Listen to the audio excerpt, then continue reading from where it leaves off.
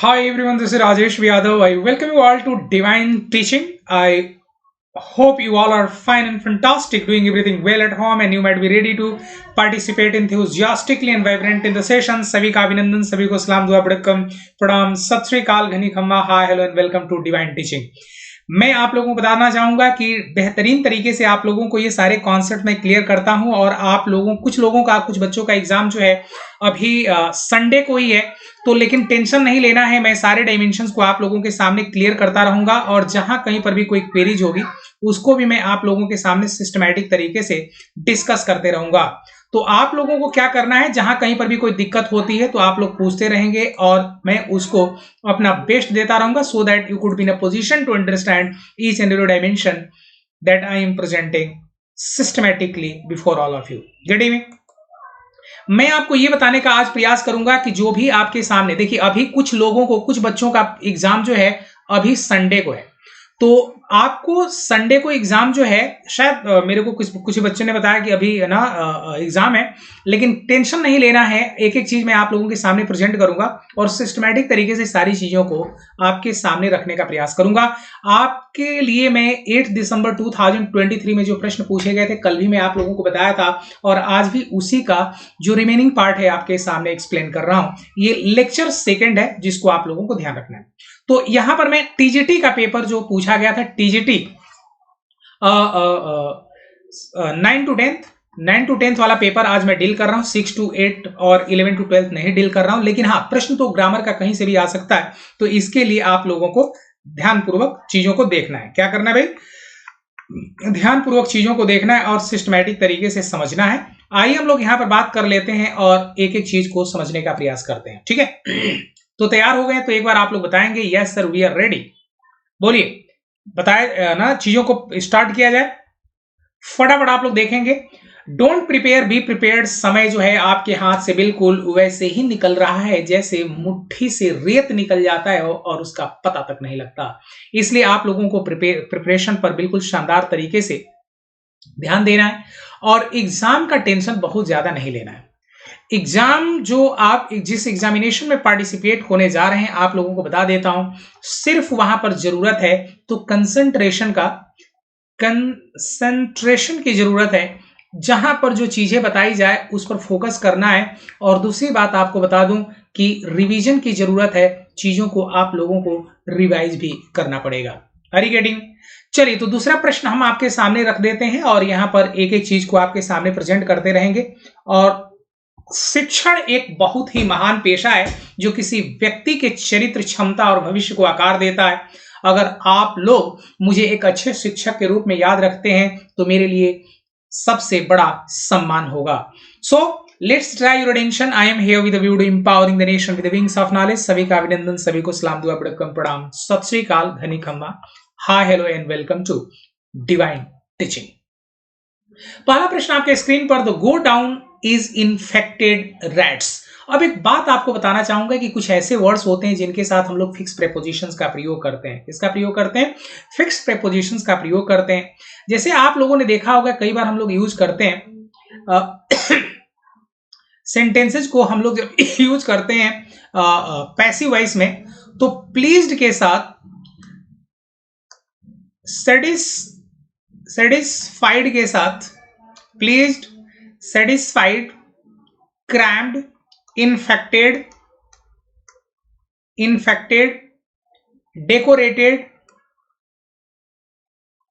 Decorated.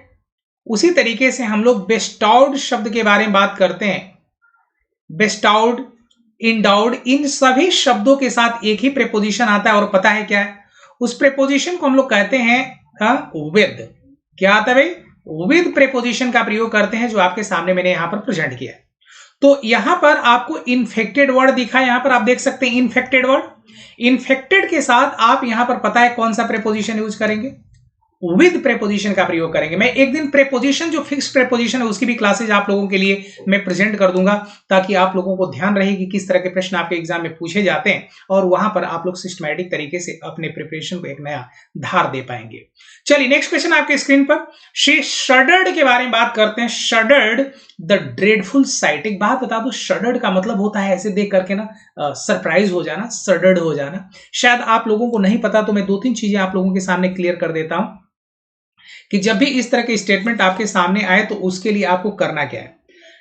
Tension लेंगे तो बहुत सारी समस्याएं आपके सामने इर्द गिर्द घूमने लगेंगी। सडर्ड का मतलब होता है शॉक हो जाना ना, जहां पे ट्रिम्बल्ड हो जाता है, कांपने लगता है व्यक्ति। शिवर्ड करने के बारे में बात करते हैं ना, क्वेक्ड हो जाता है ना, जडर्ड भी बोल देते हैं ना, शडर्ड भी बोल देते हैं ना, सूख जैसे हिल जाता है ना व्यक्ति, उसी को हम लोग इंग्लिश में बोलते हैं। मैं इस वर्ड को आप लोगों के सामने क्लियर कर देता हूं, ये वर्ड कहीं पर आप लोग ध्यान रख लेना। सडर्ड की ये सभी आपके सिनोनिम है, सडर्ड के ये सभी के सभी सिनोनिम वर्ड है जिसको आप लोगों को ध्यान रखना है। गेटिंग में? यहां पर मैं लिख देता हूं, इसको आप लोग कहीं पर आप लोग नोट कर लेना। सडर्ड जो वर्ड है, सूख मतलब ना शेक जैसे होता है ना हिलना, तो उसी का पास्ट इंडेफिनिट में मैंने आपके सामने यूज किया है।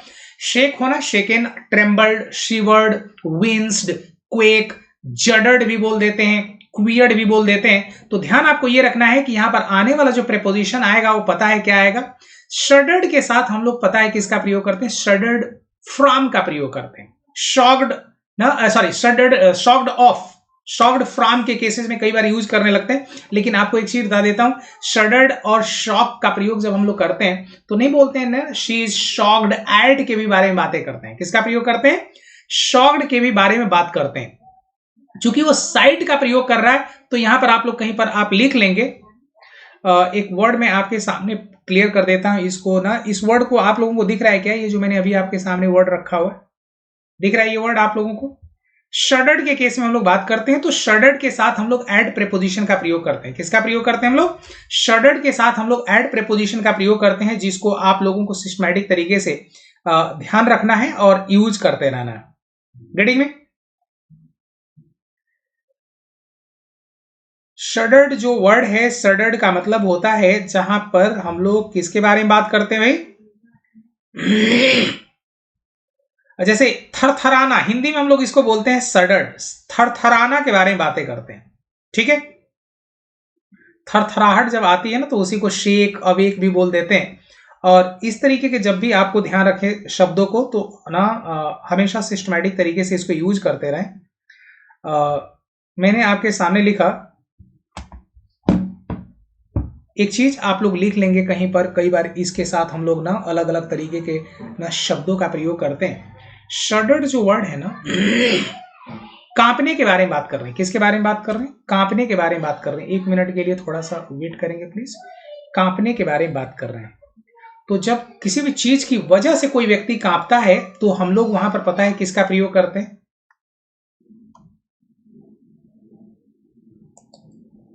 एक मिनट के लिए थोड़ा सा मैं कलर यहां पर सिलेक्ट कर लूं।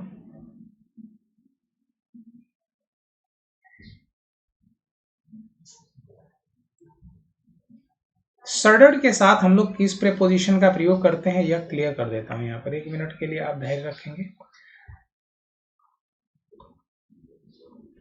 शडर्ड जो वर्ड है इसके साथ हम लोग विद प्रेपोजिशन का प्रयोग करते हैं। शडर्ड विद, इसमें से ना तो हम लोग फ्रॉम का प्रयोग करते हैं, ना तो बाय का प्रयोग करते हैं, ना तो टू का प्रयोग करते हैं। Shuddered with the dreadful site, with preposition का प्रयोग करते हैं। जहां पर कोई भी व्यक्ति थरथराने लगता है, कांपने लगता है, उसी को हम लोग शडर का प्रयोग करते हैं। Trembled with, shivered with, winced, quaked with, juddered भी बोलते हैं, यहां पर आपके सामने वर्ड मैंने यूज किया है ना, क्वियर्ड भी बोल देते हैं। तो इस तरीके के शब्दों को आप लोग ध्यान रखेंगे। ठीक है, तो यहां पर आपको पता होगा कि कोई भी इसका ऑप्शंस नहीं है जिसके लिए आप लोगों को ध्यान रखना है। चलिए नेक्स्ट क्वेश्चन आते हैं। The town was plunged, darkness के बारे में बातें करते हैं। कुछ शब्दों को ध्यान रखेंगे। जब हम प्लंज के बारे में बात करते हैं तो प्लंज का मतलब कूदना भी होता है, प्लंज का मतलब होता है किसी चीज के बीच में घिर जाने के कॉन्टेक्स्ट में भी यूज करते हैं। तो यहां पर प्लंज के साथ हम लोग एक प्रेपोजिशन यूज करते हैं और उसका नाम है प्लंज इनटू। क्या बोलते हैं, प्लंज इनटू, इसमें से आने वाला जो प्रेपोजिशन आपका आएगा प्लंज इन और प्लंज टू का प्रयोग नहीं करते। जैसे आप लोगों ने देखा होगा कई बार ना वर्ड्स को हम लोग प्रयोग करते हैं ना, जैसे he is not interested into this study, कई बार हम लोग बात करते हैं। तो कभी भी इस तरह के वर्ड आपके सामने आए तो प्लंज वर्ड का ध्यान रखना है, इसके साथ हम लोग इनटू प्रेपोजिशन का प्रयोग करते हैं। इसका प्रयोग करते हैं, इनटू प्रेपोजिशन का प्रयोग करते हैं। कुछ ऐसे शब्द हैं जिसके साथ हम लोग इनटू का प्रयोग भी नहीं करते। जैसे इंटर इनटू नहीं होता है यदि हम लोग चार दीवारी के बारे में बात करते हैं। कहीं पर भी कोई व्यक्ति चार दीवारी में इंटर करता है, जैसे घर में आप इंटर कर रहे हैं तो वहां पर जैसे रूम में कहीं पर चार दीवारी होती, बाउंड्री होती, ऑफिस होता है, तो इस तरीके के जब ना कंडीशंस आपके सामने आए तो इंटर के साथ इनटू वर्ड का प्रयोग नहीं करते, इन्वेस्टिगेट के साथ इनटू का प्रयोग नहीं करते। तो इसको आप लोगों को नोट कर लेना है, ठीक है।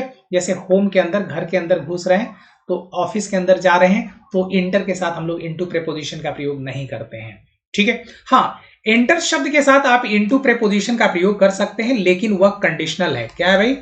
इंटर के साथ आप इनटू प्रेपोजिशन का प्रयोग पता है कब करते हैं?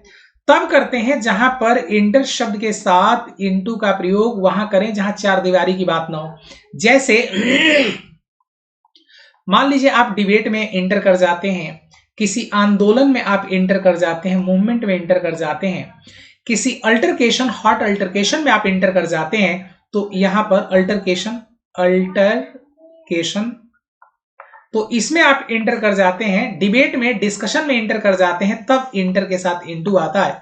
जहां पर हम लोग रूम, ऑफिस और होम के बारे में बात करते हैं वहां पर किसी भी प्रेपोजिशन का प्रयोग हम लोग इस तरीके से नहीं करते।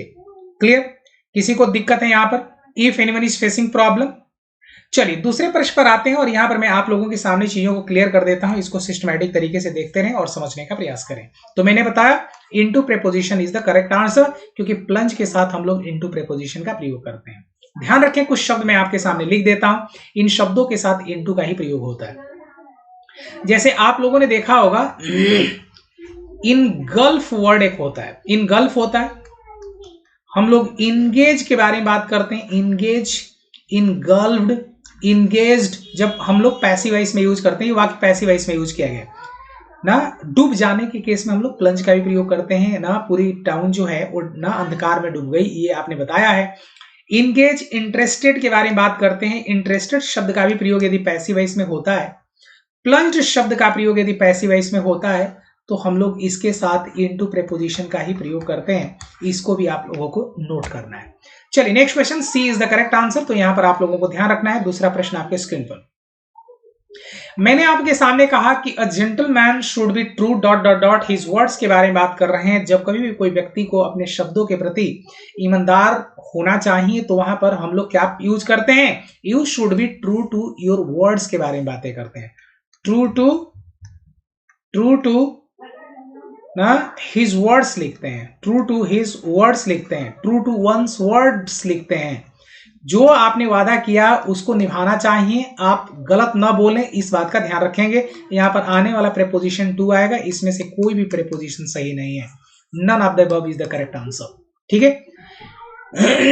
चलिए दूसरा डायमेंशन आपके सामने मैं क्लियर कर देता हूं, E is the correct answer. दूसरे क्वेश्चन पर आते हैं। Tagore was awarded the Nobel prize dot dot dot literature के बारे में बातें करते हैं। एक चीज आप लोग बता देंगे यहां पर कौन सा प्रेपोजिशन आएगा। अवार्डेड, फा, अवार्डेड, इन, अवार्डेड ना। Tagore was awarded the Nobel prize in literature. Tagore was awarded the Nobel prize of literature, for literature, by literature, to literature. कौन सा प्रेपोजिशन आप यूज करेंगे बताइए तो। Go ahead and try to answer the question, be quick and be fast. बहुत बार लोग गलतियां करते हैं और सोचते हैं कि ना हम लोग फॉर प्रेपोजिशन का प्रयोग कर दें। 90% लोग इसी फॉर को यूज करते हैं, लेकिन आप लोगों को बताना चाहूंगा अवार्डेड का प्रयोग जब हम लोग यूज करते हैं, किसी विशेष क्षेत्र में किसी को पुरस्कार मिलता है तो हम लोग वहां पर अवार्डेड द नोबेल प्राइज या awarded XYZ in that particular field बोलेंगे। वहां पर आने वाला प्रेपोजिशन जो होगा वह इन होगा, ठीक है। चलिए तो इस तरीके से शब्दों को आप लोग ध्यान रखेंगे। अवार्डेड इन होता है। अवार्ड जब मिलता है तो किसी पर्टिकुलर फील्ड में मिलता है, वहां पर हम लोग उस फील्ड को हम लोग जिक्र कर देते हैं उस फील्ड का, और उसके पहले हम लोग पता है किसका प्रयोग करते हैं? इन प्रेपोजिशन का प्रयोग करते हैं। सो नेक्स्ट क्वेश्चन आपके स्क्रीन पर, दूसरा प्रश्न, a person who draws maps is called. ये वन वर्ड सब्स्टिट्यूशन आपके सामने रखा गया है, वन वर्ड सब्स्टिट्यूशन। फटाफट आप लोग देखेंगे, देख लेते कितने लोग आंसर दे पाते हैं। वन वर्ड सब्स्टिट्यूशन का जब प्रयोग हम लोग सेंटेंसेज में करते हैं तो ध्यान रखेंगे, जहां कहीं पर भी आपको दिक्कत आए तो आप लोग पूछते रहेंगे प्लीज। वन वर्ड सब्स्टिट्यूशन का मतलब होता है अनेक शब्दों के लिए एक शब्द। यहां पर स्टेनोग्राफर के बारे में बात कर रहे हैं। स्टेनोग्राफर सुना है क्या वर्ड स्टेनोग्राफर, जहां पर ना अमेनुएनिसिस के बारे में, शॉर्ट हैंड टाइपिस्ट जो होता है उसको स्टेनोग्राफर बोलते हैं। आप जब मैप ड्रा करने के बारे में बातें करते हैं तो उसको हम लोग इंग्लिश में पता है क्या बोलते हैं, कार्टोग्राफर बोलते हैं। क्या बोलते हैं उसको इंग्लिश में, कार्टोग्राफर बोलते हैं। कार्टोग्राफर, यहां पर जैसे मर्कैटर जो है वह कार्टोग्राफर थे, तो यहां पर स्टेनोग्राफर का मतलब होता है टाइपिस्ट जो होते हैं ना, टाइपिस्ट कहीं पर लिख लेंगे, टाइपिस्ट जो शॉर्ट हैंड ना करते हैं, शॉर्ट हैंड टाइपिस्ट, उसको बोलते हैं स्टेनोग्राफर। ठीक है, यहां पर आप मैप ड्रॉ करने के बारे में बात करते हैं, कार्टोग्राफर को बोलते हैं। फोनोलॉजिस्ट का मतलब होता है, फोन का मतलब होता है साउंड। फोन जो शब्द है इसका मतलब क्या होता है भाई, साउंड के बारे में बात करते हैं। अब बड़ी बड़ी बात है कि ये जो फोन आपके सामने लिखा गया है, जहां पर आप साउंड के बारे में बातें करते हैं, तो दो तीन चीजों को आप लोग ध्यान रखें और सिस्टमैटिक तरीके से चीजों को देखते रहें। यहां पर लॉजी जो होता है इसका मतलब होता है स्टडी करना, लेकिन लॉजिस्ट का मतलब होता है जिसमें आईएसटी लिखा रहता है, इसका मतलब होता है उस फील्ड का एक्सपर्ट। तो जो साउंड का एक्सपर्ट होता है उसी को हम लोग फोनोलॉजिस्ट बोलते हैं, एक्सपर्ट ऑफ साउंड। एक्सपर्ट, जिसको एक्सपर्टीज होती है, एक्सपर्टीज इन साउंड या pronunciation, expertise in sound, expertise in pronunciation, तो उसको हम लोग फोनोलॉजिस्ट बोलते हैं। ठीक है, चलिए next question, C is the correct answer. दूसरे प्रश्न पर आते हैं और यहां पर आपके सामने मैंने आपसे यह जानने का प्रयास किया the correctly spelled word, the correctly spelled word के बारे में हम लोग बात कर रहे हैं। आप लोग मुझे यह बताएंगे कि यहां पर कौन सा पर्टिकुलर वर्ड आएगा। हमने आपसे जानने का प्रयास किया करेक्टली स्पेल्ड वर्ड के बारे में बातें करते हैं। नार्सिसिस्टिक, नार्सिसिस्टिक, नार्सिसिस्टिक के बारे में बातें करते हैं। इसमें से कौन सा वर्ड सही है, नार्सिसिस्ट। नार्सिसिस्ट सुना है क्या, हैव यू हर्ड अबाउट, जो बहुत ज्यादा मेल को एक तरीके से ना सब कुछ समझता हो ना, पुरुष प्रधान देश के बारे में जहां पर हम लोग बात करते हैं उसको नार्सिसिस्ट कहते हैं, जो बहुत ज्यादा घमंडी होता है, इगोइस्ट टाइप का होता है, अपने आप को ही तोप समझने लगता है, तो इसको हम लोग क्या बोलते हैं, दम्भी। सुना है दम्भी, खैर ऐसा नहीं होता कि मेल ही होता है, फीमेल भी हो सकती है दम्भी। इसको कंसीटेड भी बोल सकते हैं, इगोटिस्टिकल भी बोल सकते हैं, इगोटिस्टिक भी बोलते हैं, सेल्फ अब्जॉर्ड भी बोलते हैं। इसको अलग अलग जगहों पर इसके लिए हम लोग वर्ड यूज कर लेते हैं। क्या बोल सकते हैं इसको, वेन के बारे में बात कर सकते हैं, इसको इगोइस्ट भी बोल सकते हैं, इगोइस्ट बोलते हैं, इगोटिस्टिक भी बोल सकते हैं, टिस्टिक भी बोल सकते हैं इसको ना, सेल्फ अब्जॉर्ड भी बोल सकते हैं इसको, सेल्फ अब्जॉर्ड के बारे में बात करते हैं।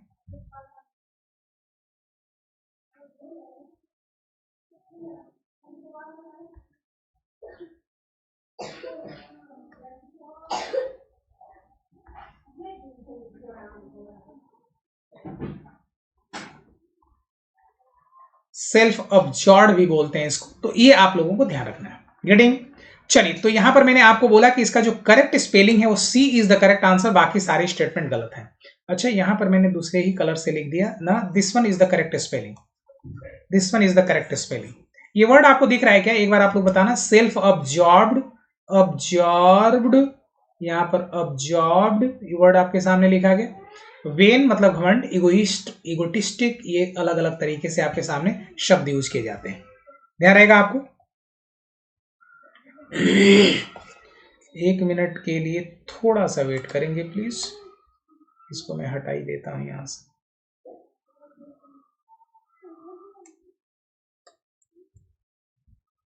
चलो, तो यहां पर मैंने बताया जहां पर इगोइस्टिक व्यक्ति होता है, इगोइस्ट जो व्यक्ति होता है, इगोटिस्टिक व्यक्ति होता है, जिसको बहुत ज्यादा वेन होता है, घमंड होता है, जो सेल्फ अब्जॉर्ब्ड होता है, उसको भी हम लोग ना इस तरीके के शब्द यूज करते हैं। ठीक है, चलिए दूसरा प्रश्न आपके स्क्रीन पर, सी इज द करेक्ट आंसर। हमने आपसे ये जानने का प्रयास किया the correctly spelled word in the following is, ये कई बार मैं आप लोगों को बता चुका हूं कि वैक्यूम जो वर्ड है इसका ना करेक्ट जो स्पेलिंग है आप लोग ध्यान रखेंगे, डबल यू आता है और उसके बाद वैक्यूम, जिसको हम लोग निर्वात बोलते हैं। क्या बोलते हैं? निर्वात बोलते हैं। तो यहां पर जो इसका करेक्ट स्पेलिंग है, C is the correct answer. हरी गेटिंग? चलिए नेक्स्ट क्वेश्चन आपके स्क्रीन पर, और यहां पर हम लोग आते हैं दूसरे प्रश्न की ओर रुख करते हैं। तो आपको एक चीज बता देता हूं, जो मैं आपको पिछले जिस प्लेटफॉर्म पर मैं पढ़ा रहा था वहां पर मेरे नाम से एडमिशन आप लोग नहीं लेंगे। हाँ, कुछ वर्ड आपको दिखाता हूं जो आपके एग्जाम में मैं बताया था। इन शब्दों को जरूर आप लोग नोट डाउन कर लेना, क्योंकि यहां से बहुत सारे वर्ड आपके एग्जाम में आने के चांसेज हैं स्पेलिंग मिस्टेक के कॉन्टेक्स्ट में। मैं आपको वर्ड दिखाता हूं जो जहां पर मैं ये ऑलरेडी मैं इन शब्दों के बारे में जिक्र किया था। इन शब्दों को जरूर ध्यान रखना है। यहां पर मैंने बहुत सारे शब्द लिखा है, यहां पर वैक्यूम शब्द मैं कहीं पर दिखाऊंगा, देखिए इसको अंडरलाइन भी मैं किया हूं। ये वर्ड ऑलरेडी आपके सामने बताऊंगा। कर्नल की स्पेलिंग होती है COLONE, और लेफ्टिनेंट की स्पेलिंग होती है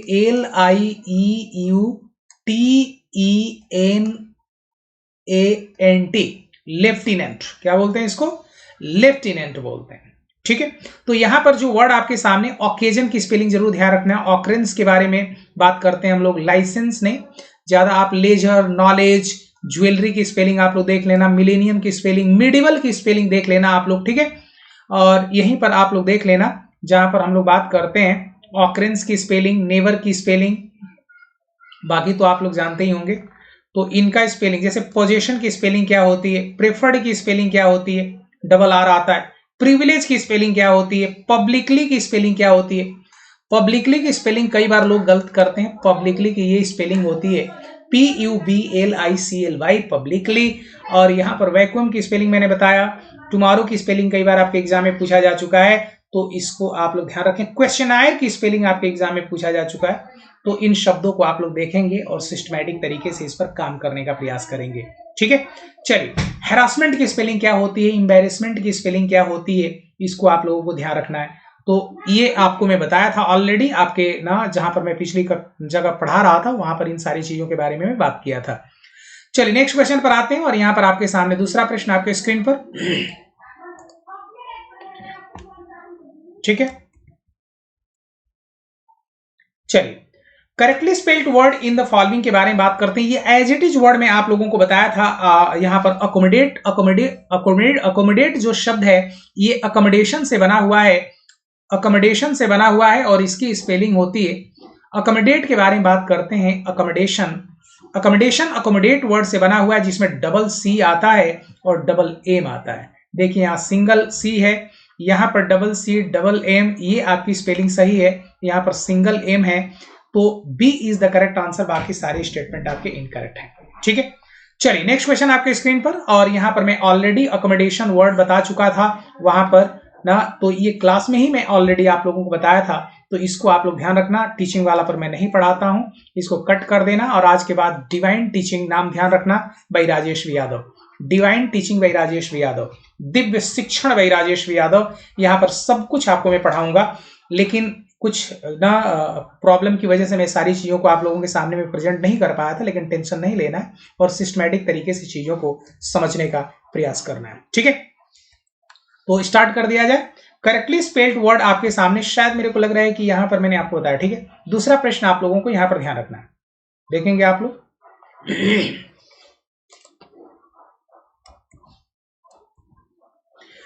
correctly spelled word in the following के बारे में बातें करते हैं। एम्बैरेस की स्पेलिंग जो होती है वह ध्यान रखना है, कई बार बच्चे गलतियां करते हैं। एम्बैरेस में सिंगल R और डबल एस आता है। हम लोग बात करते हैं एम्बैरेस शब्द के बारे में। तो एम्बैरेस जो शब्द है, यहां पर ध्यान रखना है कि एम्बैरेसमेंट, शायद आप लोगों ने सुना होगा एम्बैरेसमेंट, सुना है? Have you heard about the word embarrassment या नहीं सुना? एम्बैरेस वर्ड जो होता है, इसका मतलब होता है जहां पर कोई भी व्यक्ति क्या होने लगता है। फटाफट आप लोग बताएंगे। एम्बैरेसमेंट के बारे में बातें करते हैं, और यहां पर एम्बैरेसमेंट में आपको ध्यान रखना है कि हाँ, एक वर्ड ध्यान रखिए, एक हैरेसमेंट वर्ड होता है।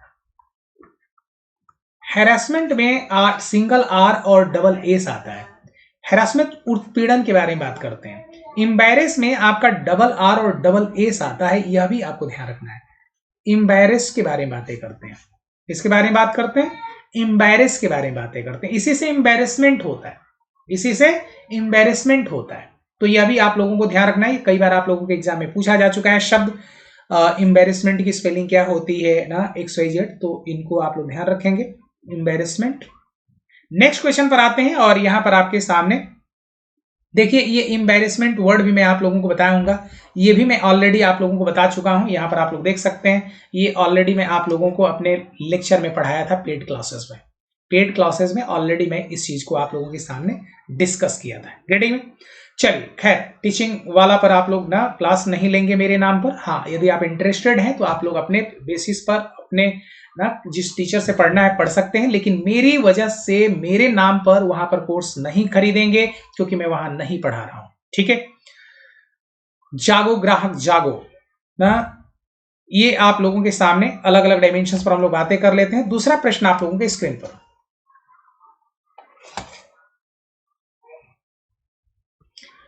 और टास्क, ये ना सेंटेंस आपके सामने देखिए, और task had been completed before sunset. यहां पर आपको पता है क्या करना है, इसको वॉइस, इसका वॉइस चेंज करना है। और टास्क हैड बीन, ये आपको ध्यान होगा कि हैड बीन और हैव बीन का जब प्रयोग होता है तो ऑलरेडी वो पैसिव वॉइस में होता है। अब इसको एक्टिव बनाने के लिए सेंटेंस में सब्जेक्ट होना चाहिए, हैड होना चाहिए और डायरेक्ट वर्ब की थर्ड फॉर्म होना चाहिए। क्यों? क्योंकि हैड और हैव के साथ पैसिव बनाने पर हम लोग बीन का प्रयोग करते हैं। सेंटेंस में पैसिव बनाने के लिए जब हैज और हैव और हैड आता है तो इनके साथ हम लोग पता है क्या कर लेते हैं, बीन शब्द लिख करके और वर्ब की थर्ड फॉर्म लिखते हैं। ये आपका स्ट्रक्चर होता है पैसिव का। अब ये ऑलरेडी आपका पैसिव में लिखा गया है, तो एक्टिव बनाने के लिए क्या करेंगे आप, एक्टिव बनाने के लिए हैड के साथ वर्ब की थर्ड फॉर्म का प्रयोग करेंगे। पहले ही हैव वाले को हटा दीजिए, इसमें कहीं पर आप देख रहे हैं कि हैड वगैरह का प्रयोग किया नहीं है। यहां पर आप देख सकते हैं आपके सामने हैड का प्रयोग किया है, वर्ब की थर्ड फॉर्म भी यूज किया गया है, यानी we had completed our task before sunset. अब आप कहेंगे वी कहां से आ गया सर? यहां पर एक बात पता हो जाना चाहिए कि जो टास्क के बारे में बात किया है कि हमारा टास्क कंप्लीट हो चुका था सूर्यास्त होने से पहले। तो हमारा टास्क मतलब कौन करेगा भाई? जनरल कंडीशन है, ठीक है, कई बार आप दूसरों से भी करवा सकते हैं कि हमारा टास्क ना कंप्लीट हो चुका है क्योंकि मैंने लोगों को हायर किया था और उन लोगों ने काम कंप्लीट कर दिया। तो मैंने बोला हमारा काम कंप्लीट हो चुका है क्योंकि मैं लीड कर रहा हूं टीम को, तो मैं बोल सकता हूं हमारा काम। लेकिन बड़ी बात है कि आप के सेंटेंस में आर का प्रयोग किया गया है, तो आर का प्रयोग किसके साथ होता है? वी के साथ अपना के लिए किसका प्रयोग करते हैं? आर का। ही के साथ अपना के लिए क्या करते हैं? हिज का प्रयोग। दे के साथ या शी के साथ अपना के लिए क्या करते हैं? हर का प्रयोग। तो इस तरह के जो स्टेटमेंट आपके सेंटेंस में आते हैं, ध्यान रखेंगे अपने तरफ से भी कई बार आपको क्या लेना पड़ता है, पॉजेसिव प्रोनाउन की वजह से, पॉजेसिव ना एडजेक्टिव की वजह से आपको वहां पर सब्जेक्ट डिसाइड करना पड़ता है। ठीक है, कई बार कुछ ऐसे भी स्ट्रक्चर्स होते हैं, जैसे कई बार आप लोगों ने देखा होगा इस तरह का वर्ड रखा गया हो, promise, promise should be kept. अब ये बताइए, वादा को रखा जाना चाहिए, निभाया जाना चाहिए, यही लिखा गया। तो जो प्रोमिस शुड बी केप्ट लिखा गया, अब इसको पैसिव में लिखना पड़े तो क्या करते भाई? कौन रखेगा वादा को? कौन ना किसको वादा को निभाना चाहिए? तो यहां पे अंडरस्टूड है कि आप जनरल शब्द का प्रयोग करेंगे जो ना तो किसी व्यक्ति के बारे में बात कर रहा हो, ना तो किसी व्यक्ति विशेष को संबोधित कर रहा हो।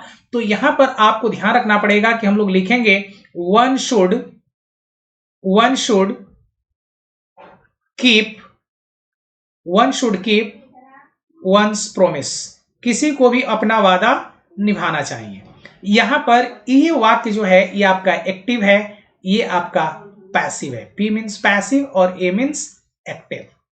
तो इस तरह के सेंटेंसेज को ध्यान रखना पड़ेगा कि जिन वाक्यों में आपको सब्जेक्ट ना दिख रहा हो वहां पर हम लोग इंडेफिनिट प्रोनाउन का प्रयोग कर लेते हैं। वन जब सब्जेक्ट की जगह पर आता है तो किसी संख्या के बारे में बात नहीं करता।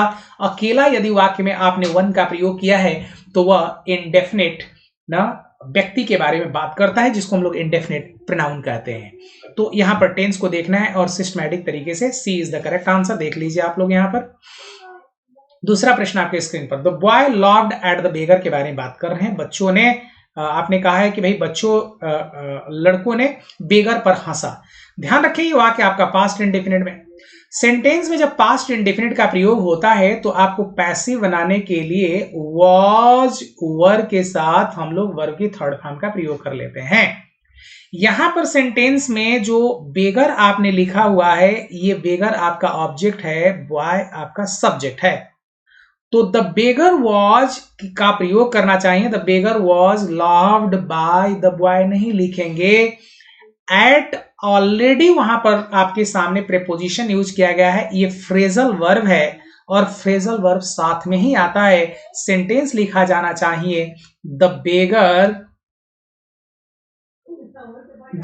Was loved at the beggar was loved at by the boy। क्या लिखेंगे आप? What should be the structure? The structure should be the beggar was loved at by the boy। ये loved at जो है ये आपका फ्रेजल वर्ब है, इसका मतलब होता है किसी का उपहास उड़ाना। तो loved at वाक्य में एज इट इज रहेगा। उसके बाद पैसिव बनाने का जो जनरल कॉन्सेप्ट है वहां पर हम लोग बाय प्रीपोजिशन का यूज करते हैं। इसलिए इस सेंटेंस में क्या होगा? द बेगर वॉज बीइंग का प्रयोग कॉन्टिन्यूअस टेंसेज में होता है, इसलिए इसका प्रयोग आप नहीं कर सकते। केवल बाय प्रीपोजिशन नहीं आएगा, लव्ड के साथ ये जो एट का प्रयोग आपने किया हुआ है उसका प्रयोग आपको करना पड़ेगा। इसलिए सी इज द करेक्ट आंसर, बाकी सारे स्टेटमेंट आपके इनकरेक्ट हैं। देख लिए आप ऑप्शन।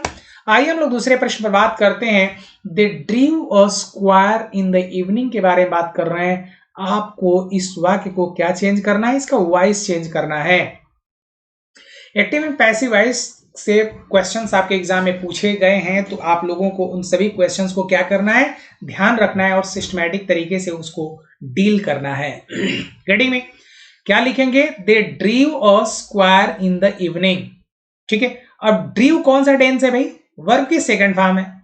आपको इस वाक्य में ध्यान रखना चाहिए। फिर आपको बताता हूं, सेंटेंस में वॉज और वर्ब के साथ हम लोग वर्ब की थर्ड फॉर्म का प्रयोग करेंगे। उसके बाद स्ट्रक्चर को प्रोसीड कर देंगे। इसमें अ स्क्वायर जो शब्द आपने लिखा हुआ है ये ऑब्जेक्ट है, दे आपका वाक्य का सब्जेक्ट है। ग्रामर का एक कॉन्सेप्ट कहता है कि सब्जेक्ट को ऑब्जेक्ट और ऑब्जेक्ट को सब्जेक्ट बना देते हैं। यही एक्टिव से पैसिव बनाने का कॉन्सेप्ट है। तो आपको लिखना चाहिए था अ स्क्वायर वॉज, क्या लिखेंगे भाई? अ स्क्वायर वॉज, क्या लिखेंगे? ड्रॉन, क्योंकि वर्ब की थर्ड फॉर्म आई, ड्रीव से सेकंड फॉर्म ड्रॉन। क्या लिखेंगे? Bye them in the evening के बारे में बात करेंगे। इन द इवनिंग के बारे में बात करेंगे। यह इसका आपका क्या होगा? पैसिव वॉइस होगा। देख लीजिए आप कौन सा स्टेटमेंट सही है। B is the correct answer. A square was being का प्रयोग तो कॉन्टिन्यूअस टेंसेज में होता है, ये तो आप प्रयोग करेंगे नहीं। A square was drawn by them in the evening, यही सेंटेंस सही है। In the evening a square have been का प्रयोग प्रेजेंट परफेक्ट में हम लोग पैसिव वॉइस बनाने के लिए यूज करते हैं। बीइंग का एक कॉन्सेप्ट आपको मैं क्लियर कर देता हूं, 1 मिनट के लिए आप लोग ध्यान रखेंगे। मैं दूसरा एक पेज लेता हूं ताकि आप लोगों को मैं समझा पाऊं। 1 मिनट के लिए आप लोग ध्यान रखेंगे, please wait for a moment. एक सेंटेंस मैं आपके सामने रखता हूं, यहां पर आप लोग देखेंगे कि जब सेंटेंसेस में B is the correct answer आप लोग देख सकते हैं। एक स्ट्रक्चर आपके सामने में प्रेजेंट कर देता हूं। मेरे को लग रहा है कि वह पेज नहीं आया क्या?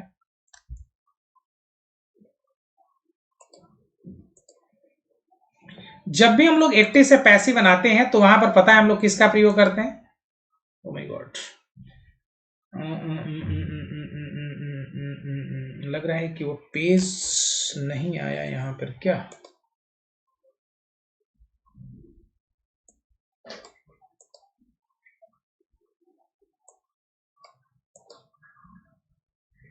अब आ जाएगा, देखिए।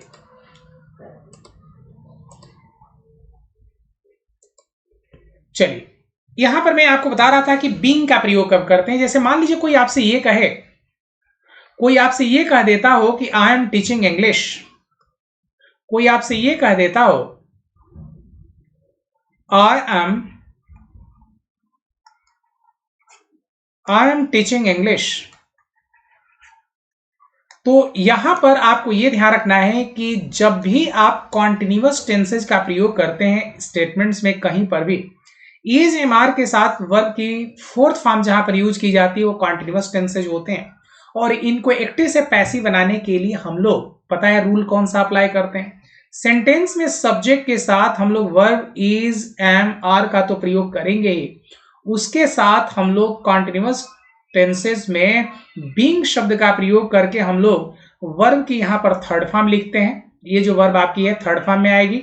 उसके बाद आप बाय प्रीपोजिशन यूज करके हम लोग ऑब्जेक्ट लिख लेते हैं। यह कॉन्सेप्ट आपका एक्टिव से पैसिव बनाने का होता है। तो इसमें आपको मैंने क्या बताया भाई, आपको मैंने बताया कि जब भी इस तरह के स्ट्रक्चर्स आते हैं तो हमें डिसाइड करना पड़ता है कि ऑब्जेक्ट क्या है, वर्ब क्या है और वाक्य में सब्जेक्ट क्या है। क्या करेंगे भाई, सिंपल सा प्रश्न है कि इस इंग्लिश को आप यहां पर लेकर के आएंगे, क्योंकि सब्जेक्ट को ऑब्जेक्ट और ऑब्जेक्ट को हमें सब्जेक्ट बनाना पड़ता है। इंग्लिश एक वचन का वर्ड है, इसलिए हम इज का प्रयोग करेंगे। उसके बाद बीइंग लिख करके वर्ब की थर्ड फॉर्म लिखेंगे, इज बीइंग टॉट बाय, क्योंकि टीचिंग का टॉट सेकेंड फॉर्म और थर्ड फॉर्म भी होता है, और बाय किसके द्वारा, मी। तो इस कॉन्सेप्ट को आप लोग कहीं पर नोट कर लेंगे। एक्टिव से पैसिव बनाने का ना जो प्रेजेंट कॉन्टिन्यूअस टेंसेज है वहां पर इसी स्ट्रक्चर्स को हम लोग यूज करते हैं। किसी को भी कोई दिक्कत है तो प्लीज आप लोग मुझे बताएंगे, किसी को भी कोई दिक्कत है तो प्लीज आप लोग बताएंगे, so that I could simplify each and every dimension before all of you. ठीक है,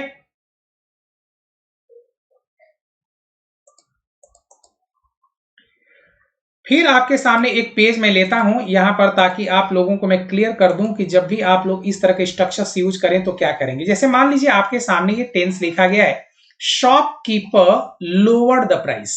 आपको करना क्या है भाई, यहां पर शॉपकीपर लोवर्ड द प्राइस के बारे में बात कर रहे हैं। लोवर्ड जो शब्द है ये आपका वर्ब की सेकंड फॉर्म है। मैं पहले से आपको बता रहा हूं कि आप जब सेंटेंसेज में पास्ट इंडेफिनिट का प्रयोग करते हैं तो वहां पर हम लोग वॉज वर के साथ हम लोग वर्ब की थर्ड फॉर्म लिख लेते हैं एक्टिव से पैसिव बनाने के लिए। Shopkeeper lowered the prices, prices word आपका ऑब्जेक्ट है और प्लूरल शब्द है, तो आपको लिखना चाहिए था द प्राइसेस। क्या लिखना चाहिए था भाई, the prices were lowered by the shopkeeper. Shopkeeper, ये आपका स्ट्रक्चर आएगा एक्टिव से पैसिव बनाने के लिए। भाई इसमें तो आपने is am are was were, कोई तो वर्ब ही आपने नहीं लिखा भाई, हेल्पिंग वर्ब तो आपको चाहिए, इसलिए ये गलत है। दूसरा प्रश्न आपके सामने, the prices were lowered by the shopkeeper, यह स्ट्रक्चर आपका सही है, B is the correct answer. यहां पर भी आपने वाज वर का प्रयोग नहीं किया है, सी आपका इनकरेक्ट है। इसलिए जब भी आपके सामने इस तरह के स्टेटमेंट्स आए तो आप लोग देख लीजिए। ठीक है, किसी को कोई दिक्कत है तो प्लीज आप लोग बताएंगे, किसी को कोई यहां पर दिक्कत है। जब भी, अच्छा हाँ, एक चीज मैं आप लोगों को बताना चाहता हूं, जब भी आप लोगों के सामने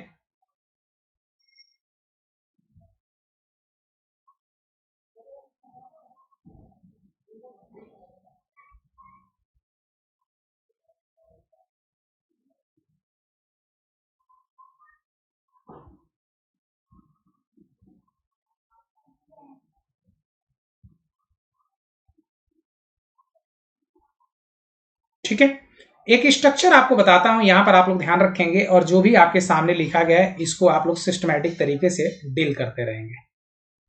ठीक है, चलिए दूसरा प्रश्न आपके स्क्रीन पर। एक बात बताता हूं, कई बार आप लोगों ने देखा होगा कि एक ही सेंटेंस में हम लोग ना दो ऑब्जेक्ट्स यूज कर लेते हैं पास्ट इंडेफिनिट में। तो वैसी स्थिति में आप क्या करेंगे, उससे पहले मैं आपको बता रहा था कि भाई आपको कुछ नहीं करना। जैसे आपने कहा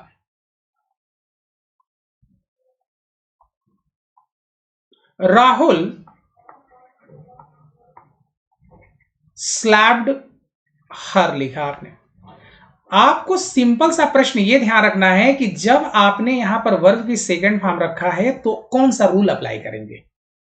यहां पर आपको सिंपल सा रूल अप्लाई करना पड़ता है सेंटेंसेस में, और वह पता है क्या है? वॉज वर्ब के बाद, वॉज वर्ब के बाद जब भी यहां पर वर्ब की सेकंड फॉर्म हो सब्जेक्ट के बाद, तो ध्यान रखें वॉज वर्ब के साथ हम लोग पता है क्या कर लेते हैं? वर्ब की थर्ड फॉर्म का प्रयोग कर लेते हैं। वर्ब की थर्ड फॉर्म, उसके बाद बाय प्रीपोजिशन लिख करके और सेंटेंस को हम लोग प्रोसीड कर देंगे। बाय प्रीपोजिशन लिखने के बाद ऑब्जेक्ट लिख लेंगे। ये आपको स्ट्रक्चर्स फॉलो करना होता है। तो यदि आप इस स्ट्रक्चर को फॉलो करेंगे तो क्या करेंगे भाई? आपने लिखा राहुल, यानी हर, हर के लिए हर को नोमिनेटिव केस में रखना पड़ता है, हर ऑब्जेक्टिव केस है। सब्जेक्ट की जगह पर आएगा तो हर को हम शी लिखेंगे। अब शी एक वचन का वर्ड है, पता लग गया होगा, शी वॉज आएगा। She was slapped, she was slapped by, क्या लिखेंगे आप? राहुल की बात करेंगे। तो सिंपल सा स्ट्रक्चर है जहां पर आप लोगों को इस तरह के स्ट्रक्चर्स आपको देखने को मिलता है। आपको मैं ये बताने वाला था कि जिन वाक्यों में दो ऑब्जेक्ट्स लिखे जाते हैं उनको हम दो तरीके से पैसिव वॉइस में कन्वर्ट कर लेते हैं। सेंटेंस आपके सामने लिख के दिखाता हूं। जैसे आपने कहा Anil gave me a book के बारे में बात कर रहे हैं। Anil gave me a book लिखा आपने। अब यहां पर आपको जैसा मैंने बताया कि भाई वाक्य में यदि दो ऑब्जेक्ट्स होते हैं, यदि वाक्य में जैसे आपने अनिल आपका वाक्य का सब्जेक्ट है, ये वर्ब की सेकंड फॉर्म, यहां पर आपने वर्ब ना ऑब्जेक्ट 1 लिखा हुआ है, यहां पर आपने ऑब्जेक्ट 2 लिखा हुआ है, यानी दो ऑब्जेक्ट आपने सेंटेंस में लिखा हुआ है। इसको हम लोग ऑब्जेक्ट 1 बोलते हैं और इसको ऑब्जेक्ट, यानी डायरेक्ट ऑब्जेक्ट आपका बुक है और मी जो है इनडायरेक्ट ऑब्जेक्ट है। क्या दिया गया है? तो आपने बोला कि किताब दिया गया है। अब इस तरह के वाक्यों को मैंने अभी आपसे यह बताने का प्रयास किया कि भाई दो तरीके से पैसिव वॉइस बना सकते हैं, क्योंकि यहां पर ऑब्जेक्ट एक ही था तो आपने एक तरीके से बनाया, लेकिन जब दो ऑब्जेक्ट्स हैं तो आप इसको दो तरीके से बनाएंगे। आपके सामने स्ट्रक्चर्स देखिए। अब बुक को मैं पहले रखता हूं और सेंटेंस में मैंने लिखा अ बुक, टेंस आपका पास्ट इंडेफिनिट में है तो हम इसी रूल को अप्लाई करेंगे। अ बुक वॉज, वर्ब की थर्ड फॉर्म आएगी, गिव को हमने गिवन लिख दिया। अ बुक वॉज गिवन, किसको दिया गया? मैंने लिखा मुझे दिया गया है। टू मी, किसके द्वारा दिया गया है? तो आप बोलेंगे बाय अनिल। ग्रामर ये कहता है कि कोई टू प्रेपोजिशन लिखना जरूरी नहीं है, बिना टू प्रेपोजिशन का भी सेंटेंस आपका सही हो जाएगा।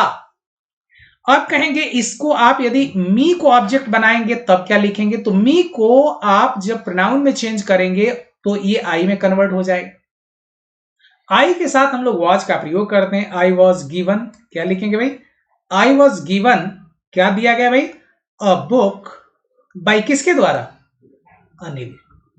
तो आपसे मैं बस इतना बताना चाहता हूं कि जब भी वाक्य में दो तरह के आपके, दो तरह से दो तरह के यदि ऑब्जेक्ट्स लिखे गए हों तो आप उसको दो तरीके से पैसिव वॉइस भी बना सकते हैं। तो इसके लिए आप लोग हमेशा तैयार रहना, और इस तरह के स्ट्रक्चर्स जहां पर भी आए तो ऑप्शंस जो दिए गए होंगे उसमें से आपको सिलेक्ट करना पड़ेगा।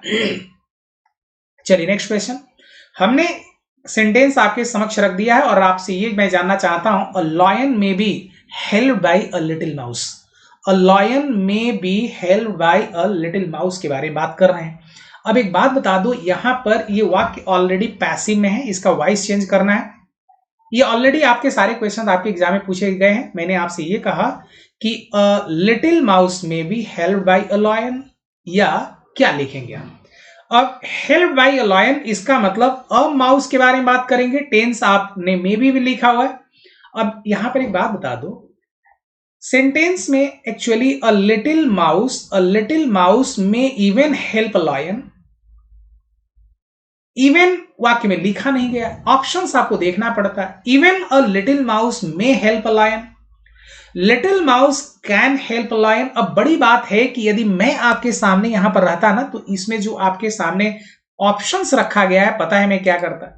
यहां पर आप लोग सावधानी पूर्वक चीजों को देखेंगे और समझने का प्रयास करेंगे, क्योंकि कई बार ना यहां पर एरर जो है अलग अलग तरीके से ये फ्रेम कर दिया जाता है। तो मैं आपके सामने यही बताने का प्रयास कर रहा हूं, जब भी इस तरह के स्ट्रक्चर्स आपके सामने रखे जाए तो आप क्या करेंगे भाई? सिस्टमैटिक तरीके से चीजों को रखेंगे और समझने का भी प्रयास करेंगे। जैसे मान लीजिए मैंने कहा ही में हेल्प यू, वह आपकी सहायता कर सकता है। इसको यदि मैं पैसिव वॉइस में चेंज करता तो पता है मैं क्या लिखता, यह आता you may be helped by him, तुम्हारी उसके द्वारा सहायता हो सकती है, आपने ये लिखा। तो ये वाक्य आपका एक्टिव है और यहां पर पैसिव लिखा। अब बड़ी बात यह है कि इस वाक्य में आपने इवन शब्द का प्रयोग इधर कहीं इस वाक्य में किया है। मैं पहले इसको बना करके दिखाता हूं, इसका वाक्य बनेगा क्या। ये वाक्य का ऑब्जेक्ट है जिसको आपको सब्जेक्ट बनाना है। ये वाक्य बनेगा a little mouse, a little mouse में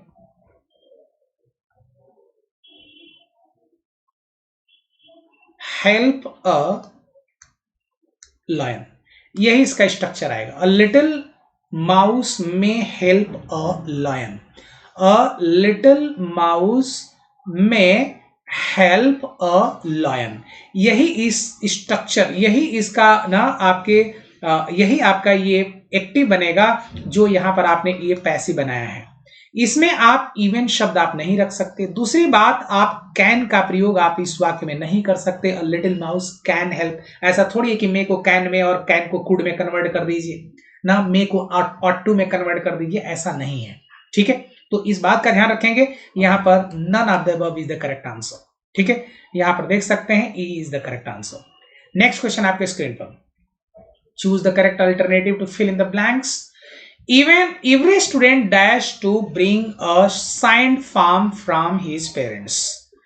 have का प्रयोग करेंगे, is का प्रयोग करेंगे, has का प्रयोग करेंगे। ठीक है,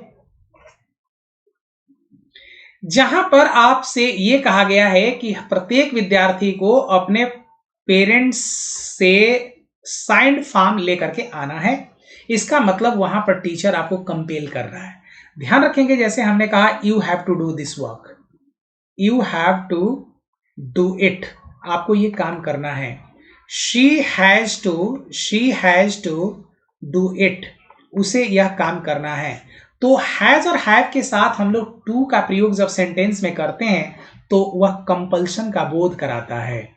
हैज हैव के साथ हम लोग टू प्लस वर्ब की फर्स्ट फॉर्म का प्रयोग जब स्ट्रक्चर्स में करते हैं तो वह कंपल्सन का बोध कराता है कि भाई ये आपको काम करना ही करना है, यह काम आपको करना ही करना है। इसलिए मैं आपको बताऊं, एवरी स्टूडेंट के साथ आप यहां पर हैव का प्रयोग नहीं कर सकते। अल्टीमेटली आप सेंटेंस में हैज का प्रयोग करेंगे। एक ग्रामर का कॉन्सेप्ट है, यदि आप लोगों को नहीं पता तो मैं क्लियर कर देता हूं कि वो कॉन्सेप्ट क्या है। जब भी सेंटेंस में हम लोग इस तरह के स्ट्रक्चर्स का प्रयोग करते हैं तो आपको क्या करना है वह क्लियर कर देता हूं। इवरी का प्रयोग जब भी सेंटेंसेज में कहीं पर भी होता है तो पता है हम लोगों को क्या करना चाहिए।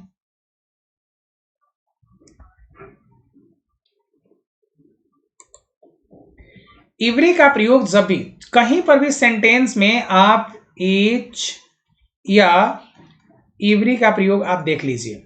ग्रामर का एक कॉन्सेप्ट है कि इन शब्दों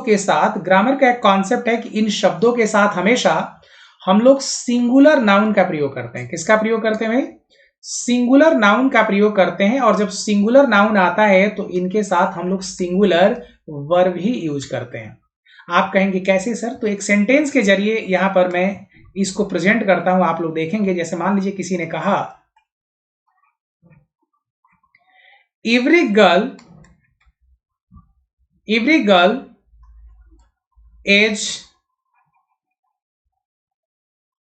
capable of solving this question. Every girl is capable of solving this question. Sentence आपने लिखा। इस सेंटेंस में जो मैंने आपके सामने स्ट्रक्चर्स जो प्रेजेंट किया हूं, यहां पर आपको यह ध्यान रखना है कि क्या करना है भाई, इसमें से आपने एवरी का प्रयोग किया, नाउन आपने सिंगुलर लिखा, यहां पर जो वर्ब आपने लिखा है वह भी सिंगुलर लिखा है। तो सिंपल सा कंडीशन यह है कि जब भी आपके सामने इस तरह के स्ट्रक्चर्स आपके कहीं पर भी आपको देखने को मिल जाए तो क्या करेंगे। जैसे मैंने लिखा each boy has done his assignment या कंप्लीटेड हर असाइनमेंट या डन हिज वर्क। सेंटेंस लिख दिया। भाई आपको क्या करना था इस वाक्य में? इसमें कुछ नहीं करना था, सिंपल सा कंडीशन था कि ईच के बाद आप सिंगुलर नाउन का प्रयोग करेंगे, सिंगुलर वर्ब का प्रयोग करेंगे, जो भी चीजें आएंगी सिंगुलर पॉजेसिव एडजेक्टिव आएगा, सिंगुलर पॉजेसिव एडजेक्टिव आएगा। तो आप इस सभी शब्दों को आप हमेशा ध्यान रखेंगे जब कभी भी वाक्य में ईच और एवरी शब्द का प्रयोग किया जाए तो। गेटिंग में? यहां तक किसी को कोई दिक्कत है? यहां तक किसी को दिक्कत है? ईच और एवरी किसी को दिक्कत है यहां पर? चलिए दूसरे डायमेंशन पर आते हैं। ये मैं आप लोगों को कई बार क्लास में बता चुका हूं कि आप लोगों को क्या करना है और क्या नहीं करना है। ईच के बाद आप बॉयज का प्रयोग आप नहीं करते, बॉय शब्द आता है। ईच के बाद गर्ल का प्रयोग करते हैं। ईच और एवरी का प्रयोग जब होता है तो सिंगुलर नाउन आता है, सिंगुलर वर्ब आता है। यहां पर जब भी इस तरह के स्ट्रक्चर्स आपके सामने आते हैं, चाहे एक बार ईच और एवरी का प्रयोग करें, चाहे वाक्य में 2 बार यूज करें, अल्टीमेटली नाउन हमेशा सिंगुलर आएगी, कभी भी नाउन प्लूरल नहीं आती। वर्ब भी आपका प्लूरल नहीं आएगा, आर का प्रयोग नहीं करेंगे, ईच का प्रयोग कर सकते हैं। आप जब लास्ट में बॉय लिखा है तो बॉय के अनुसार आप हिज का प्रयोग करेंगे, हर वर्ड का प्रयोग नहीं कर सकते। तो आप सभी देख रहे हैं डिवाइन टीचिंग, आप सभी देख रहे हैं डिवाइन टीचिंग। क्या देख रहे हैं? दिव्य शिक्षण देख रहे हैं आप। चलिए नेक्स्ट क्वेश्चन आप लोगों के स्क्रीन पर, और यहां पर हम लोग आते हैं दूसरे प्रश्न की ओर रुख करते हैं, और जो भी आपके सामने डायमेंशन है उसको मैं आपके सामने क्लियर कर देता हूं।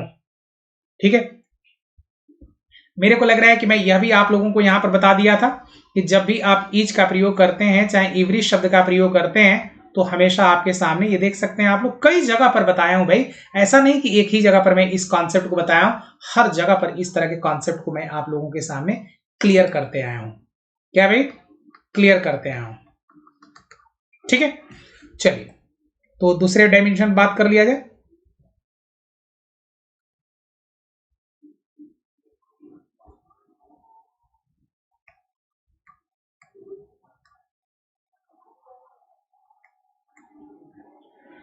चलिए नेक्स्ट क्वेश्चन आपके स्क्रीन पर।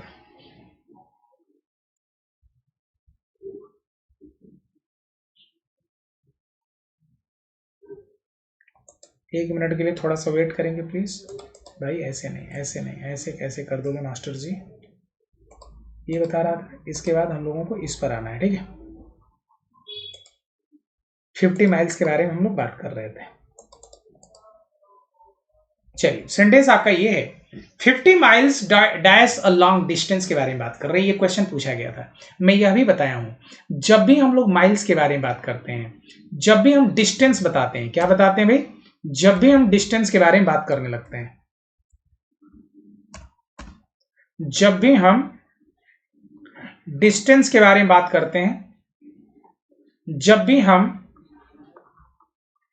अमाउंट के कॉन्टेक्स्ट में बात करते हैं, जब भी हम वेट के कॉन्टेक्स्ट में बात करते हैं, जब भी हम टाइम के कॉन्टेक्स्ट में बात करते हैं, तो ग्रामर का एक कॉन्सेप्ट है कि इनके साथ हम सिंगुलर वर्ब और प्लूरल वर्ब दोनों तरह की वर्ब का प्रयोग कर सकते हैं। कंडीशन यह है कि सिंगुलर का प्रयोग आप वहां पर करेंगे जहां पर एज अ होल की बात किया जाए, टोटैलिटी में बात किया जाए।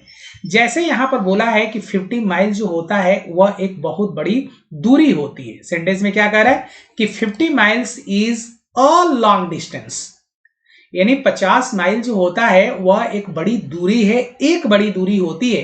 तो आप यहां पर प्लूरल वर्ब का प्रयोग नहीं करेंगे, टोटैलिटी की बात कर रहा है।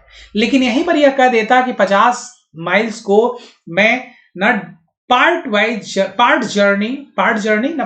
जर्नी में मैंने इसको कंप्लीट किया था, कवर किया था। पता लगा कि आप ट्रेन से कुछ दूर गए, कुछ दूर पैदल गए, कुछ दूर बाइसिकल से गए, कुछ दूर ना कार से गए, कुछ दूर एरोप्लेन से गए। 50 किलोमीटर, 50 माइल एरोप्लेन, बताइए। तो हमने आपको यहां पर यह बताने का प्रयास किया कि आपको यहां पर जब यूज करना है सेंटेंसेस तो आप लिखेंगे 50 miles is a long distance. क्या बोलते हैं हम लोग? 50 miles is a long distance. ठीक है, जैसे कई बार आपको मैं एक क्वेश्चन बताया हूँ, 6 miles is a long distance, is a long distance. ये मैं ऑलरेडी आपको बताऊंगा कि वर्ब हमेशा सिंगुलर आती है, आप प्लूरल वर्ब का प्रयोग नहीं करते। किसका प्रयोग नहीं करते भाई? प्लूरल वर्ब का प्रयोग नहीं करते। चलिए तो दूसरा कॉन्सेप्ट आपके सामने मैं प्रेजेंट कर दूं। चलिए दूसरा कॉन्सेप्ट आपके सामने यहां मैं प्रेजेंट कर देता हूं। 1 मिनट के लिए आप लोग ध्यान रखेंगे और इस चीज को देखेंगे। देखिए 6 miles is a long distance, मैं ये यूट्यूब पर भी पढ़ाया था, आप लोगों को बताना चाहूंगा। 6 माइल जो होता है इज अ लॉन्ग डिस्टेंस, यहां पर वर्ब ना आर्टिकल की जरूरत है क्योंकि मेरे लिए बहुत दूरी है, तो डिस्टेंस के कॉन्टेक्स्ट से बात कर रहे हैं तो अ लॉन्ग डिस्टेंस बोलते हैं। क्या बोलते हैं? अ लॉन्ग नहीं, अ लॉन्ग डिस्टेंस।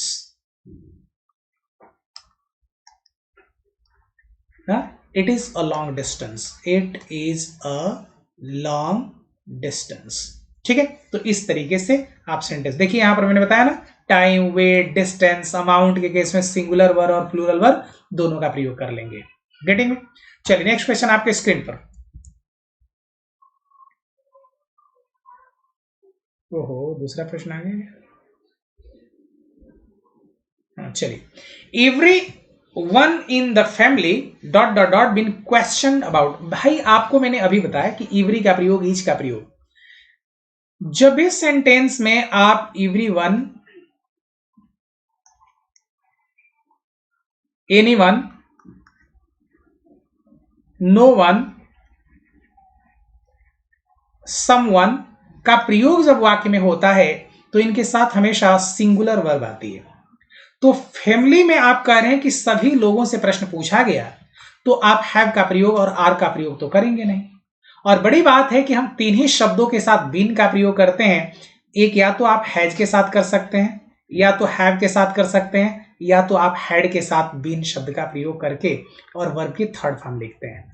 ये आपके सामने, ठीक है। तो ये आपको स्ट्रक्चर्स ध्यान रखना है। तो एवरी वन के साथ आपको पता है यहां पर क्या करना चाहिए था। Everyone in the family has been questioned के बारे में बातें करेंगे। और यहां पर जो सेंटेंस मैंने लिखा हुआ है इसको आप लोग समझें, क्योंकि हैव का प्रयोग या आर का प्रयोग इस सेंटेंस में नहीं हो सकता, because we are talking about everyone, someone, no one, anybody, somebody, nobody के साथ भी हम लोग यही कॉन्सेप्ट अप्लाई करते हैं। कहीं पर भी एनीबडी का प्रयोग किया गया, जिन शब्दों के लास्ट में anybody, somebody, everybody, nobody, getting? तो इनके साथ हम लोग किसका प्रयोग करेंगे भाई? हमेशा इनके साथ भी आप सिंगुलर वर्ब का प्रयोग करते हैं। इन शब्दों के साथ भी आप किसका प्रयोग करते हैं भाई? सिंगुलर वर्ड का प्रयोग करते हैं। ठीक है, चलिए नेक्स्ट क्वेश्चन आपके लिए। और यहां पर चीजों को देखेंगे, यह भी मैं आपके सामने बताऊंगा कि जब भी आप एनी वन, समवन का प्रयोग करते हैं तो इनके साथ सिंगुलर वर्ब आती है। देखिए एवरी वन के साथ हमने क्या लिखा हुआ है? सिंगुलर वर्ब का प्रयोग किया हुआ है। ठीक है, यहां पर देखेंगे इस तरह के। और इधर नीदर का भी प्रयोग कैसे करते हैं, ईच, एवरी का प्रयोग कैसे करते हैं, यह भी यहां पर मैंने आपको बताया। ये पेड क्लासेज में मैंने आप लोगों को पढ़ाया था पिछले प्लेटफॉर्म पर, तो मैं यहां नहीं पढ़ा रहा हूं, इस बात का ध्यान रखेंगे। चलिए नेक्स्ट कॉन्सेप्ट आपके स्क्रीन पर। दूसरा कॉन्सेप्ट पर आते हैं और यहां पर मैं आपसे यह जानने का प्रयास करूंगा, unless she dash the work completely she will not be dot dot dot to leave। एक चीज आप लोगों को ध्यान है क्या, जब एक पार्ट में आप कंडीशंस के साथ, चाहे अनलेस कंडीशन है, कंडीशंस रखता है ये, तो आपको ये ध्यान रखना है अनटिल समय के बारे में बात करता है, ये दोनों वर्ड नकारात्मक होते हैं, अनटिल और अनलेस। ये दोनों शब्द नेगेटिव होते हैं, ये सभी जानते हैं, ये सर्वविदित है। बहुत बड़ा तीर नहीं मार दिया हमने यह बता करके, ये दोनों वर्ड क्या होते हैं? सिंगुलर होते हैं। इसमें सिर्फ इतना आपको ध्यान रखना है, इसमें सिर्फ आपको इतना सा ध्यान रखना है, क्या रखना है भाई? कि अनटिल जो शब्द है ये टाइम के कॉन्टेक्स्ट में आता है, और अनलेस ये कंडीशन रखता है, यानी शर्त रखता है।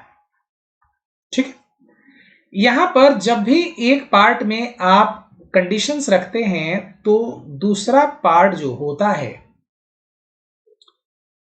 फ्यूचर में आपको दिखने लगे, तो ध्यान रखें पहला जो स्टेटमेंट्स होता है वो प्रेजेंट इंडेफिनिट में होता है। यानी वर्ब की फर्स्ट फॉर्म में एस या ईएस का प्रयोग करेंगे। वर्ब की फर्स्ट फॉर्म में एस या ईएस आप जोड़ देंगे।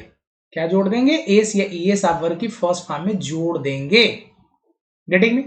तभी दूसरा पार्ट में आप विल और शैल के साथ, विल और शैल के साथ आप वर्ब की फर्स्ट फॉर्म का प्रयोग करते हैं। ये आपको मैंने बताया कि ये कंडीशनल सेंटेंसेस इफ के साथ हो सकता है, अनलेस के साथ हो सकता है, अनलेस के साथ हो सकता है,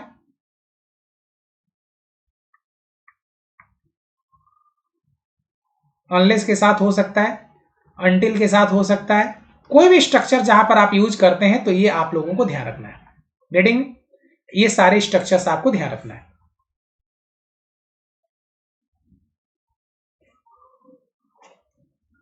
एक मिनट के लिए वेट करेंगे प्लीज। कहीं ये क्या हो रहा है मास्टर जी? मैं आप लोगों को दिख रहा हूं ना, कोई दिक्कत तो नहीं है?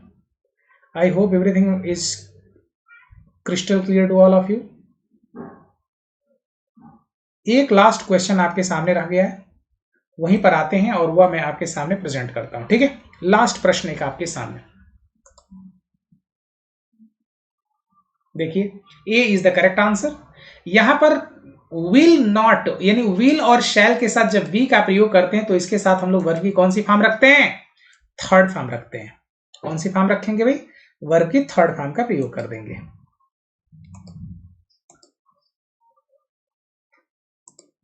यहां पर हमने प्रेजेंट इंडेफिनिट के बारे में बात कर सकते हैं, क्योंकि शी के साथ आप वर्ब की फर्स्ट फॉर्म का प्रयोग नहीं कर सकते। दोनों पार्ट यहां पर अलाउिंग का तो प्रयोग होगा ही नहीं, यहां पर वर्ब की थर्ड फॉर्म आना चाहिए, यहां पे वर्ब की पांचवी फॉर्म आनी चाहिए। पांचवी फॉर्म का मतलब होता है जिन क्रियाओं में एस और यस लगता है, यानी ए इज द करेक्ट आंसर, बाकी सारी स्टेटमेंट आपकी इनकरेक्ट है। ठीक है, अलाउड जो है ये वर्ब की कौन सी फॉर्म है भाई? ना थर्ड फॉर्म है। यहां पर ये वर्ब की कौन सी फॉर्म है? पांचवी फॉर्म है, फिनिशेस। क्लियर? नेक्स्ट क्वेश्चन आपके स्क्रीन पर, और नेक्स्ट और लास्ट क्वेश्चन आज का, नेक्स्ट और लास्ट क्वेश्चन आज का। तो यहां मैंने आपसे ये कह दिया, देखेंगे आप लोग, यह भी मैं आप लोगों को बताऊंगा कि ना इफ व्हेन अनटिल के साथ हम लोग वर्ब की फर्स्ट फॉर्म का प्रयोग करेंगे तो दूसरे पार्ट में आप क्या करेंगे? ना विल का प्रयोग होगा। यह भी स्ट्रक्चर में बताऊंगा। चलिए दूसरे पार्ट पर आते हैं, और यहां पर हम आपके सामने दूसरा पार्ट रखते हैं। एक मिनट के लिए होल्ड करेंगे please, wait for a moment.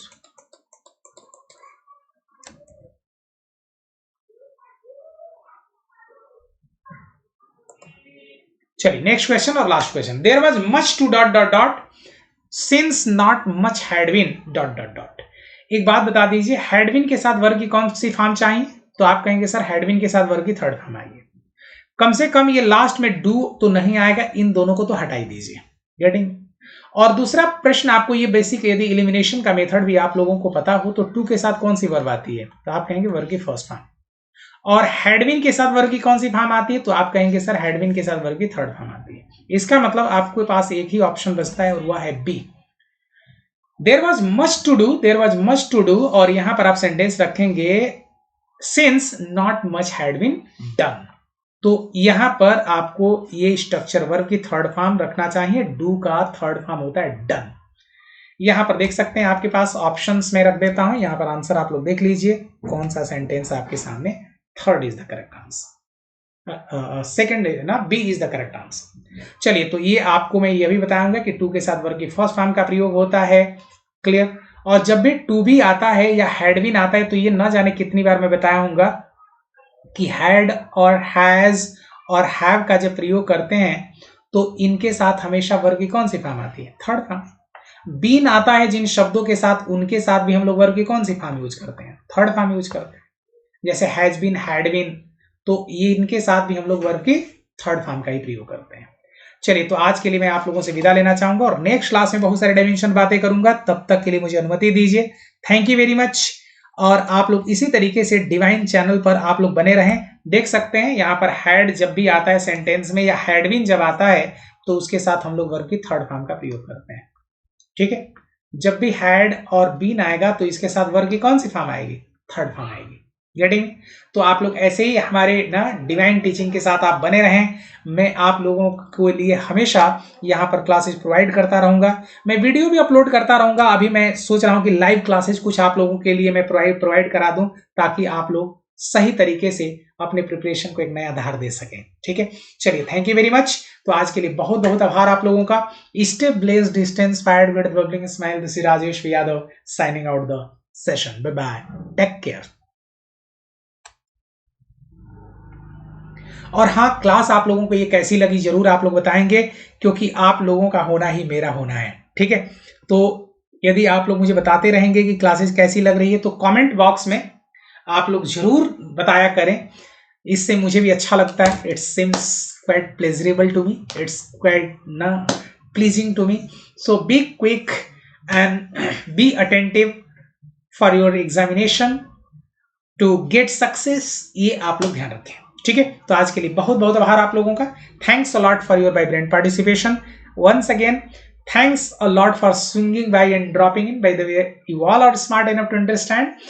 Stay blessed, distance, fired, good, bubbling, smile. This is Rajesh Yadav signing out of the session. Bye bye. Take care.